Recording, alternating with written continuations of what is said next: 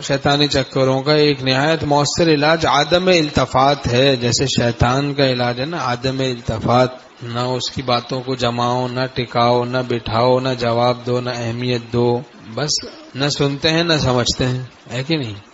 وسوسے ڈال رہا ہے، نہ سنیں اس کو نہ سمجھیں، سمجھنے کی بھی کوشش نہ کریں کیا کہہ رہا ہے، کیونکہ سمجھنے کی کوشش کریں گے تو پھر دل گھبرائے گا، یہ تو بڑی خطرناک بات ہے.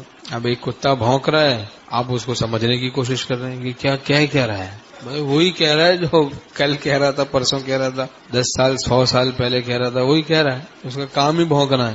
اب آپ کوئی کہے کہ کافی دیر سے بھونک رہا ہے، بھائی پھر سمجھو دو، بھائی آپ کا تو نہیں ہے نا کتا، بس پھر ضرورت نہیں ہے. اتنا دیکھ لے کہ اپنا ہے تو کہیں کسی حفاظت کے لیے پالا ہوا ہے تو آدمی جاتا ہے کہ چور تو نہیں آیا ہوا، بیٹری تو نہیں نکال رہا میری گاڑی کی. لیکن باہر آوارہ کتا ہے، کیا آدمی اس کی باتوں کو سنے سمجھے. اعوذ باللہ من الشیطان الرجیم پڑھ لیں. گدھے کی آواز سنے یا کتے کی آواز سنے، اور جب مرغے کی آواز سنے تو اللہ سے اللہ کا فضل مانگے. اللہم انی اسألک من فضلک. وہ فرشتے کو دیکھ کر مرغا آواز دیتا ہے تو اس پہ دعا مانگ لے، اللہ سے اللہ کا فضل مانگ لے. اور گدھا شیطان کو دیکھ کے آواز نکالتا. ایسے ہی کتا جب بھونکے تب بھی اعوذ باللہ من الشیطان الرجیم پڑھ لیں. چھوٹی چھوٹی سنتوں پر، بڑی سنتوں پر، سب پہ عمل کریں. حکیم الامت تھانوی رحمۃ اللہ فرماتے ہیں واللہ وسوسوں کا علاج عدم التفات ہے. قسم کھا کے فرماتے ہیں وسوسوں کا علاج عدم التفات ہے. توجہ ہی نہ کرو. جبھی شیطان سے کشتی لڑنے کی تعلیم نہیں ہے شریعت میں. وَإِمَّا يَنزَغَنَّكَ مِنَ الشَّيْطَانِ نَزْغٌ فَاسْتَعِذْ بِاللَّهِ. جب شیطان وسوسہ ڈالے تو اللہ سے پناہ مانگو شیطان مردود کے شر سے. اعوذ باللہ من الشیطان الرجیم. شیطان سے لڑنا بھیڑنا نہیں ہے جب وسوسوں کا ہجوم ہو. اعوذ باللہ من الشیطان الرجیم پڑھ لیں، اور آمنت باللہ ورسلہ اس کو پڑھ لیں، اور عدم التفات کریں. توجہ ہی نہ کریں، التفات ہی نہ کریں. وسوسوں سے گھبرانا نہیں چاہیے. کسی نے بتایا کہ وہ گیدڑ رات کے وقت میں جاتا ہے جنگل ونگل میں ان کے علاقے میں، اور وہ جا کے جو ہے نا وہ درخت پہ دیکھتا ہے، اس کی چمکتی ہوئی آنکھیں دیکھ کے وہ مرغیاں ڈر جاتے ہیں، اور ڈر کے وہ ایک دم وہ پھڑپھڑاتے ہیں، اڑتے ہیں، نیچے گر جاتے ہیں، پکڑ کے لے جاتا ہے، کھا جاتا ہے ظالم. تو یہی ہے وسوسوں کی مثال دے گی. اب ذرا سا شیطان نے آنکھیں دکھائی، ایسا گھبرا گیا، اوڑنا بھیڑنا مچلنا اتنا زیادہ شروع کر دیا، بے اعتدالی میں مبتلا ہو گیا تو وہ ہلاک ہو جائے گا. بھائی بیٹھا رہے، وہ بیٹھی رہے، مرغی خاموشی سے آنکھ بند کر لے. اب مرغی کا کام کیا ہے؟ عافیت سے جینے کا طریقہ مرغی کے لیے کیا ہے بھائی؟ اس نے دیکھا کہ کوئی چمک رہی آنکھ بند کر لے، چل بھائی.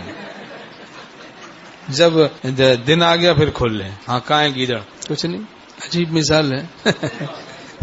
عجیب مثال ہے.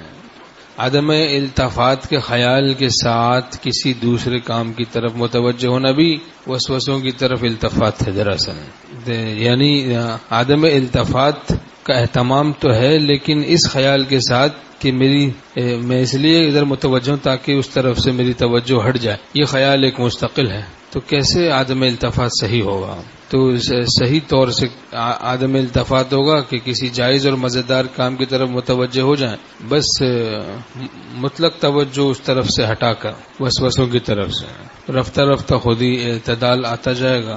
حضرت خواجہ عزیز رسول مجذوب رحمۃ اللہ فرماتے ہیں طبیعت کی رو زور پر ہے تو رک، نہیں تو یہ سر سے گزر جائے گی. ہٹا لے خیال اس سے کچھ دیر کو، یہ ندی چڑھی ہے اتر جائے گی.